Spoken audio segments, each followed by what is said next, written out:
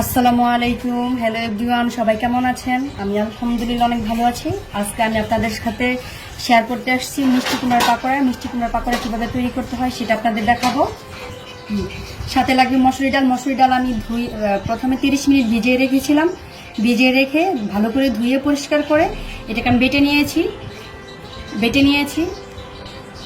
সাথে লাগবে পেঁয়াজ কুচি 1 কাপ পরিমাণ, কাঁচামরিচ 10টার মতো দিয়েছি, ধনে পাতা লাগবে, লবণ নিয়েছি এক চামচ পরিমাণ, ধইনা জিরার গুঁড়া নিয়েছি 1 চামচ পরিমাণ, এখানে আছে মরিচের গুঁড়া 1 চামচ, হলুদের গুঁড়া 1 চামচ আর টেস্টিং সল্ট 1/2 চামচ। এই যে টেস্টিং 1/2 চামচের থেকেও একদম কম।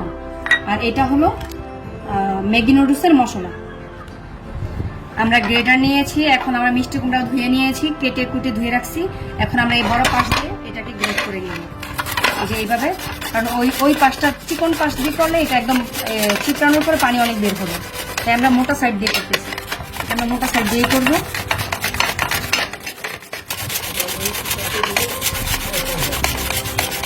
এটা কুচি করা শেষ।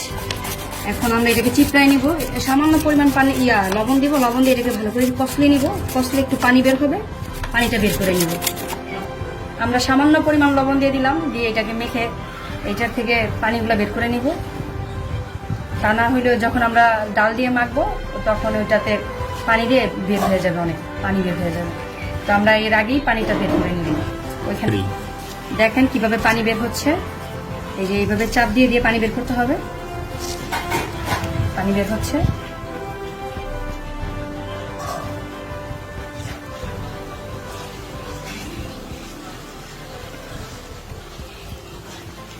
চেপে চেপে পানি বের করতে হবে।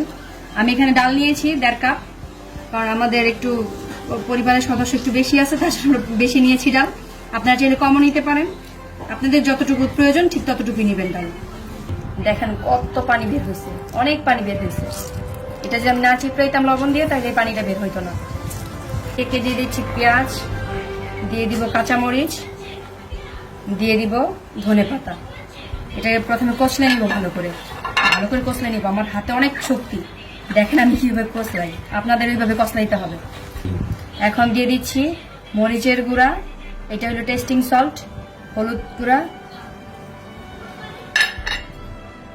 এটা হচ্ছে ধনিয়া আর জিরা একসাথে গুঁড়া করে নিয়েছি। আমরা একসাথে গুঁড়া করে রাখি, আলাদা করি না। এখন দিয়ে দিচ্ছি ম্যাগি নুডলসের মশলা।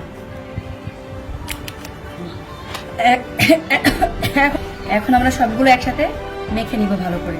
প্রথমে পেঁয়াজ কাঁচামরিচ মশলাটাকে ভালো করে মাখবো, তারপর আমরা ডাল আর মিষ্টি কুমড়ার সাথে মেখে নিব। ডাল মিষ্টি কুমড়ার সাথে এগুলো মেখে নিব। খুবই হালকা করে মাখতে হবে, কারণ বেশি জোরে জোরে মাখতে গেলে এখানে পানি বের হয়ে যাবে। কারণ মিষ্টি কুমড়াতে যত আপনি চাপাচাপি করবেন ততই পানি বের হবে।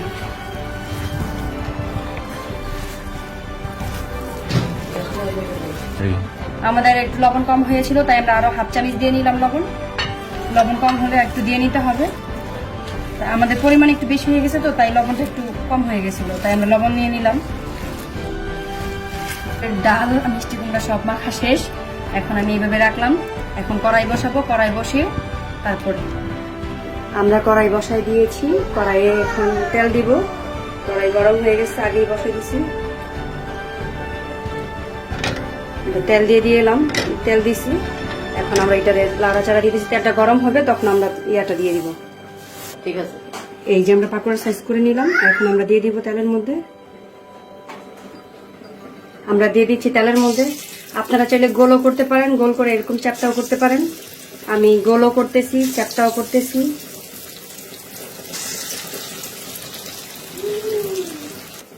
এরকম আপনারা 8-10টা দিয়ে দিবেন। আমি যেমন দিয়ে দিছি, আর যার যেমন শেপ পছন্দ ঠিক ওই রকম শেপ দিবেন। কারো গোল পছন্দ, কারো চ্যাপটা করে পছন্দ। আমি সব রকমের শেপ দিছি।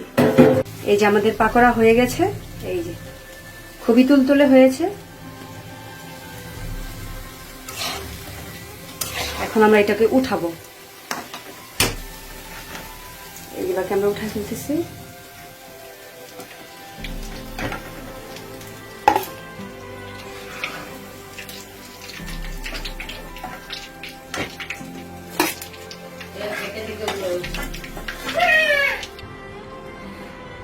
চমৎকার তৈরি হয়ে গেছে আমাদের মিষ্টি কুমড়ার পাকোড়া। আমরা একটু ভেঙে দেখাই আপনাদের। দেখেন মচমচে হয়েছে, খুবই সুস্বাদু হয়েছে। আপনারা চাইলে বাচ্চাদের এটা করে খাওয়াতে পারেন বাসায়। একটু ঝালটা কম দিলেই হবে আর ডালটা একটু কম দিলেই হবে। আর আমার চ্যানেলটি সাবস্ক্রাইব করে দিবেন। আর ডেসক্রিপশন বক্সে আমার ফ্যান পেজ দেওয়া আছে, ওইখানে আপনারা লাইক কমেন্ট শেয়ার করে দিবেন, ফলো করে দিবেন। আপনাদের সকলকে অনেক ধন্যবাদ আমাকে এত ভালোবাসা দেওয়ার জন্য।